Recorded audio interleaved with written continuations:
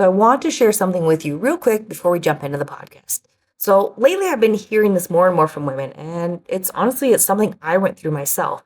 So these women have been working out regularly, they know how to work out, and then they hit their menopausal years and things just aren't working anymore. They're gaining weight, their body composition is changing, and they feel soft because of muscle loss. And it's not necessarily because what they're doing is wrong. It's just that their body has changed and no one ever showed them how they needed to adjust for that. And I remember this too. I hit menopause and my body composition shifted and not in a good way.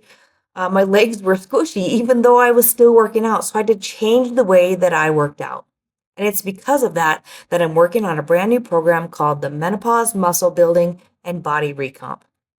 It's specifically for women 40 plus who are already lifting. They want to keep lifting heavy, but they want to learn how to do it for their new menopausal body. And they want to learn how to actually support their body nutritionally through menopause, especially when it comes to eating enough protein, how to recover, and how to change their body composition.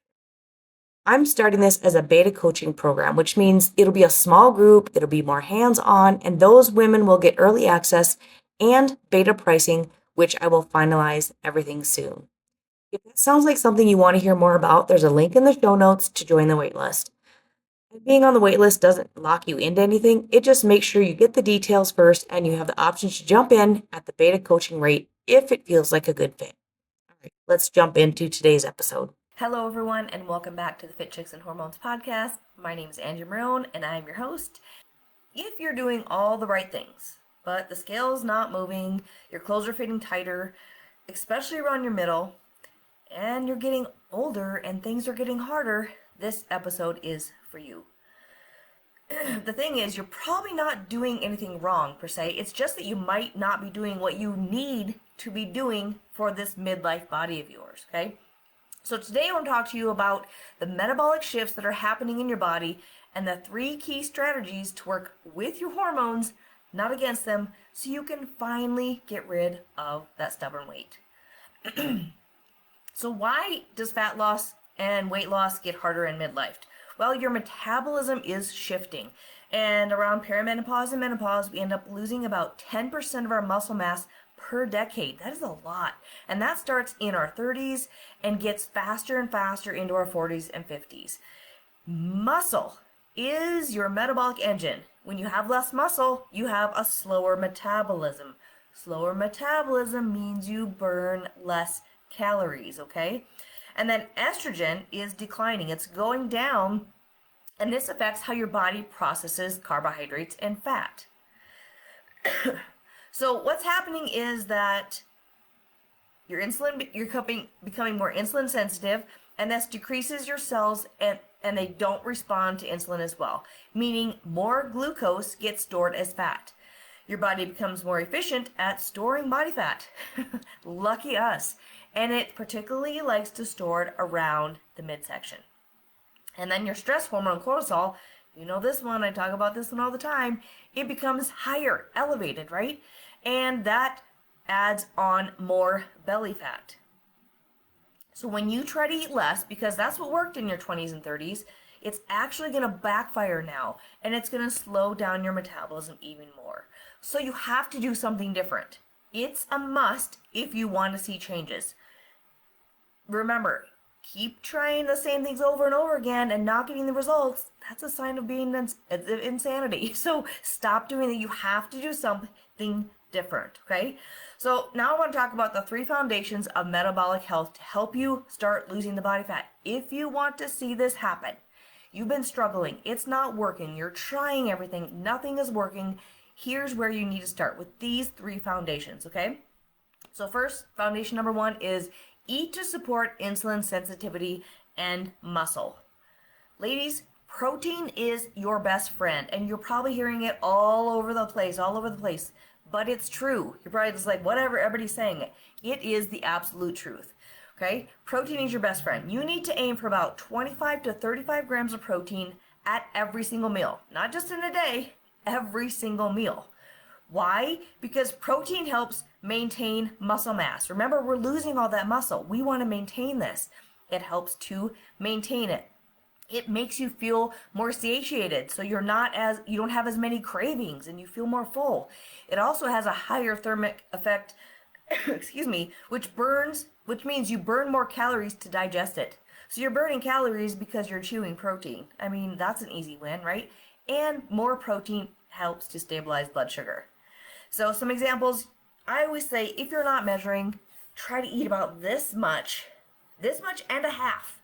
If you can, at least this much. But if you can't see me because you're on the podcast, it's my whole hand, including my fingers, and then a palm size.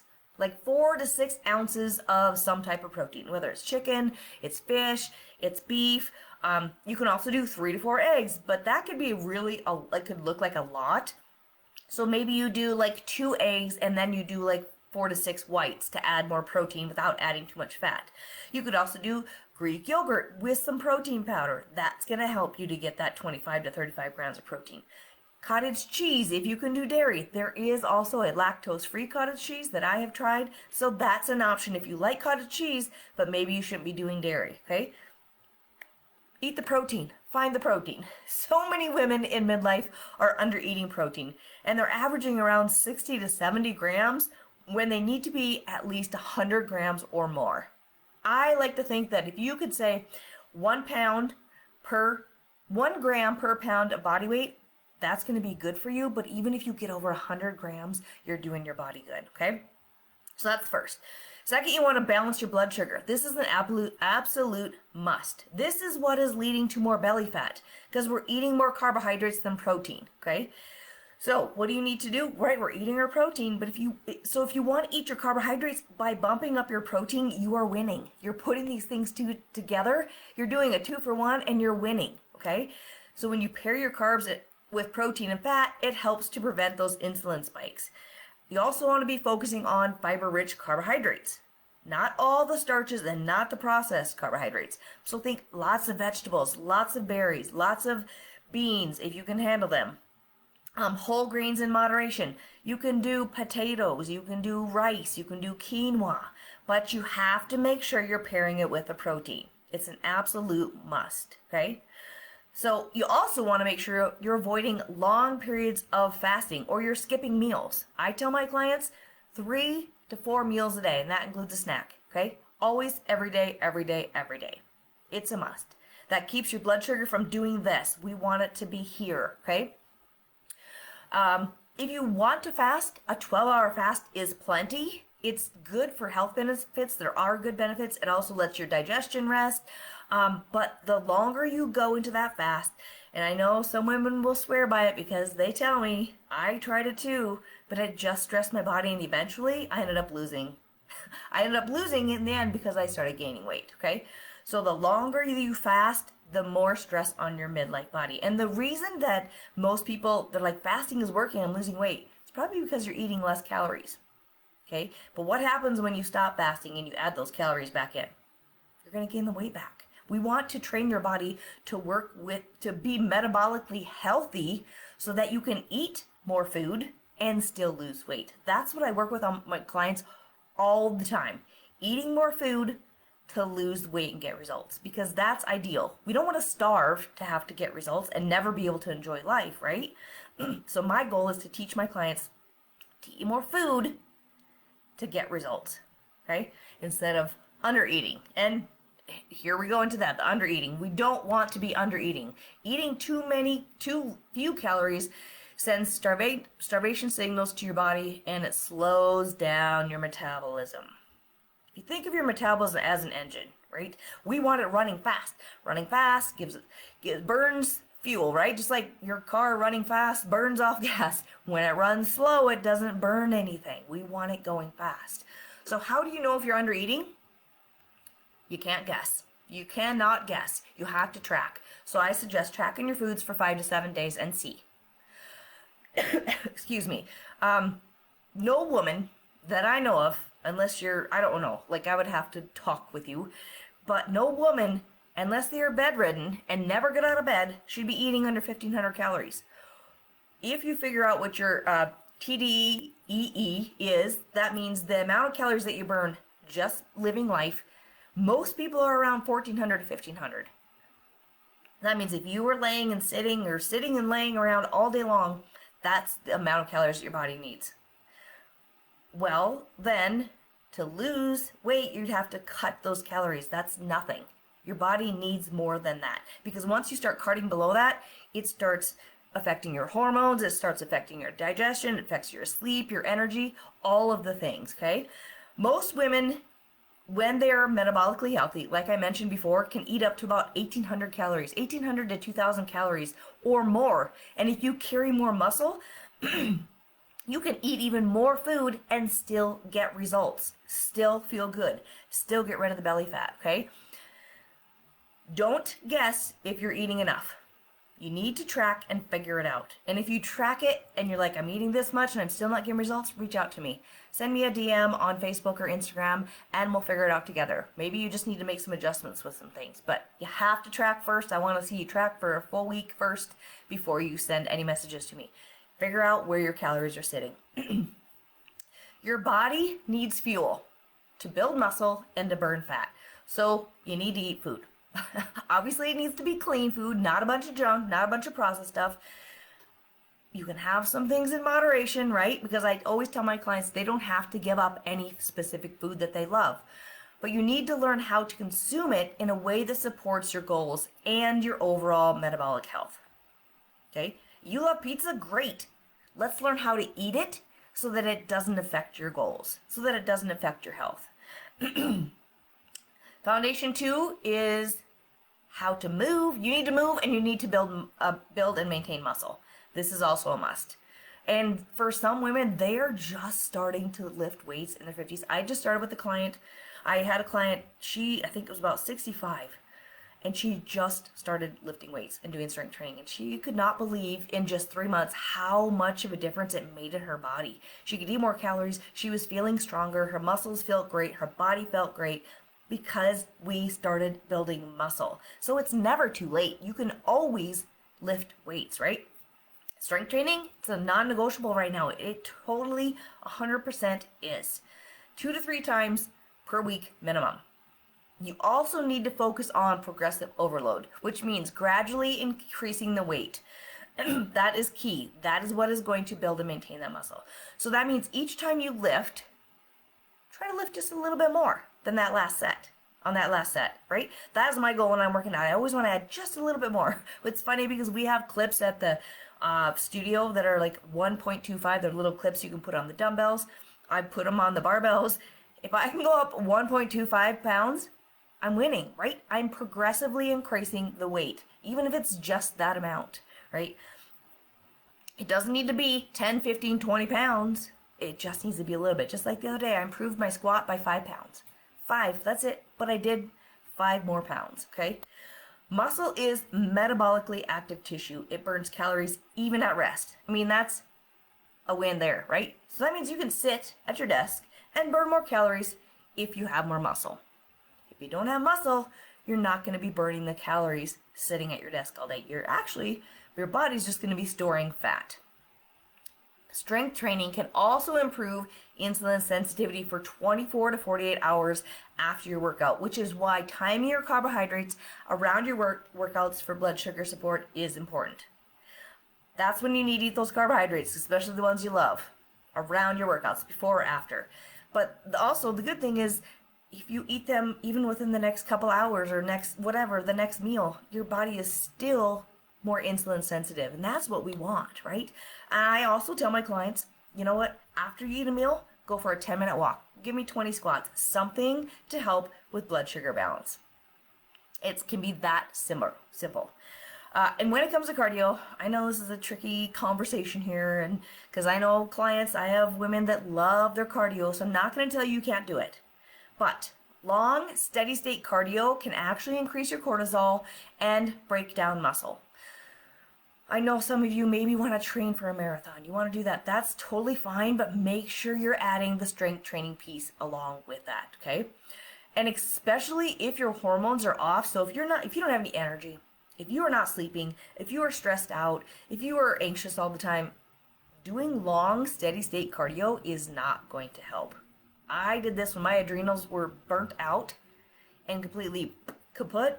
I kept running and running and running. It didn't help me. It took me longer to get my body back to where it needed to be. I thought it made me feel good because I got that little adrenaline rush, but actually it was just taxing my adrenals even more, which was keeping me from getting results and feeling good. I was exhausted and I wasn't sleeping. So we want to make sure that your body is metabolically healthy before you start to train for that race, right? And instead, maybe you're just doing some walking or you're alternating days, okay? Walking is great for stress and fat burning.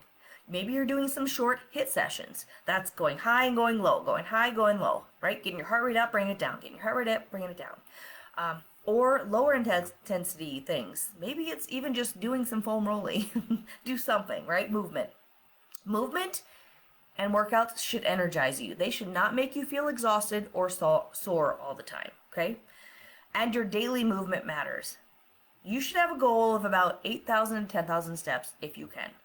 This is called NEAT, which is non-exercise activity thermogenesis. This adds up. So this is doing laundry, chasing kids, cleaning your house. This all adds up to movement. Myself, a lot of times I'm like, I have a bathroom right here by my office, but I'll go all the way to the other side of the house just to get more steps and to come back. Right? Sometimes I'm like, oh, I'm just too tired. I don't want to do that. Move that thing or go get that thing. I do it anyway because I know it's adding to movement in a simple way. And if you're not hitting that 8 to 10,000 steps, don't worry about it. Work your way up. Let's say you're at 6,000. Add another 500 or another 1,000 for a couple weeks. Then add another 1,000 for weeks. Work yourself up slowly. Don't try to go from 4,000 to 10,000 because your body's not going to love it. So slowly work your way up. And movement and workouts, this is about improving your metabolic health. That's what we're talking about. It's not about a way to burn off the food you ate. That was way back. I remember those days. Like you would track your food and you would make sure your activity was in there so you're burning that food off. You need to stop doing that and not thinking about that. I even tell clients, if you're tracking that way, stop. Cut out the activity, focus on eating, okay? That's not why we're moving more. We're moving more to make our bodies metabolically healthy, okay? And then the last foundation is manage your stress and prioritize your sleep. Let's talk about high cortisol and fat loss, or that thereof, right? Because when your cortisol is high, you're not going to lose fat. So chronic stress keeps your cortisol elevated, which increases insulin resistance. It promotes visceral belly fat storage. It makes you crave sugar and carbohydrates, and it breaks down muscle tissue. Those are all the things that we are trying to fix here, people. If those are all going on, you're not going to move forward. So you have to manage that stress. You cannot out-exercise or diet chronic stress. You just can't. It's not going to work. And actually, exercising more and eating less is going to cause more stress. So keep that in mind. Okay? And sleep is where the magic happens. Poor sleep disrupts your leptin, which is your satiety hormone. This is the hormone that tells you that you are full. And your ghrelin hormone, which makes you feel hungry, right? And just one bad night of sleep can make you as insulin resistant as a type 2 diabetic. Temporarily, of course. But not good, right? And we know this because when we don't get good sleep, right, we have low energy. We want sugar. We want carbs. We want foods that aren't serving us because they will make us feel better, right? So your goal is to get about 7 to 9 hours of sleep. Create some type of routine, some calming routine. Don't be going from your desk to your bed, from your phone to your bed, from the TV to your bed. It's not going to work. Do something. I read about an hour before I get ready for bed. I'm doing all the things, makeup, all the stuff, brush my teeth, taking my magnesium, and then I read on my Kindle, which has a blue screen thing. I wear blue blocking glasses, reading glasses. And that helps me because half the time it's falling asleep and hit me on the face. Maybe you don't want to read. Maybe you want to journal. Maybe you want to listen to meditations. Maybe you want to lay with your feet up the wall. I don't know what that is for you. Maybe you just want to stretch. Maybe you want to foam roll. Create a calming nighttime routine to help you get good sleep. Because when you don't have sleep, everything else is going to fall apart. And then you need to manage the stress. Many of my clients are like, I'm just too busy. I don't have time. Blah, blah, blah. I can't fit it in. So, you know what? Breathe. Just breathe. In the car before you get out of the car, when you get in the car, when you get to work, when you are waiting for the kids, when you go to the grocery store, just breathe. That's like one of the most important things you can do for your internal system is just breathe. And you can do it anywhere. And if you can only do it for 1 to 2 minutes, that's better than nothing. Do it a few times throughout the day, right? Or going for a walk. We talked about movement. Being outside in nature is one of my favorite things to do. I love the sun on my face. I love being around water. I love listening to the birds. That makes me just feel great. Even when I know I have a lot to do, I will still go for a walk because I know it makes me feel good. And then setting boundaries, right? Saying no is metabolically healthy. It's okay to not do all the things. That is not proving your worth by doing more. Do less because that's proving that you are capable of taking care of yourself, okay? Nervous system regulation is not optional for fat loss in midlife. If you are struggling to lose weight, you have to regulate your nervous system, okay?